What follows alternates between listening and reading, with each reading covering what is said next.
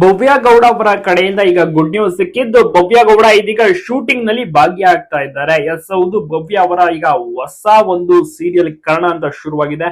Karna serial ನಲ್ಲಿ ಇದೀಗ ಕಿರಣ್ ರಾಜ್ ಅವರೊಟ್ಟಿಗೆ ಬಣ್ಣವನ್ನ ಹಚ್ತಾ ಇದ್ದಾರೆ ಭವ್ಯ ಅವರು.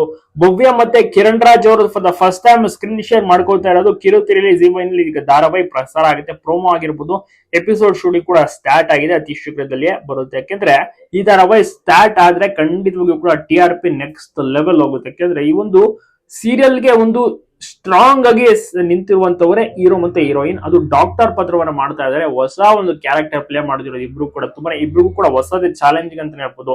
ಕಥೆಯು ಕೂಡ ತುಂಬಾನೇ ಚೆನ್ನಾಗಿದೆ, ಎಲ್ಲರೂ ಕೂಡ ಇಂಪ್ರೆಸ್ ಆಗೋದು ಗ್ಯಾರಂಟಿ. ಭವ್ಯ ಅವರು ಬಿಗ್ ಬಾಸ್ ಮುಗಿಸ್ಕೊಂಡು ಬಂದ ಬಳಿಕ ಒಂದು ಒಳ್ಳೆ ಆಫರ್ ಸಿಕ್ಕಿದೆ. ಕಥೆಯನ್ನ ಕೇಳ್ತಾರೆ, ಇಷ್ಟ ಆಗುತ್ತೆ. ಸೊ ಹೀಗಾಗಿ ಫೈನಲೈಸ್ ಮಾಡ್ತಾರೆ, ಧಾರಾವಾಹಿಗೆ ಎಂಟ್ರಿ ಕೊಟ್ಟಿದೆ. ಕಿರಣ್ ರಾಜ್ ಅವ್ರ ಪರಿಚಯ, ಯಾಕಂದ್ರೆ ಒಂದೇ ವಾಹಿನಿಯಲ್ಲಿ ಮುಂಚೆ ಕೆಲಸ ಮಾಡ್ತಾ ಇದ್ರು.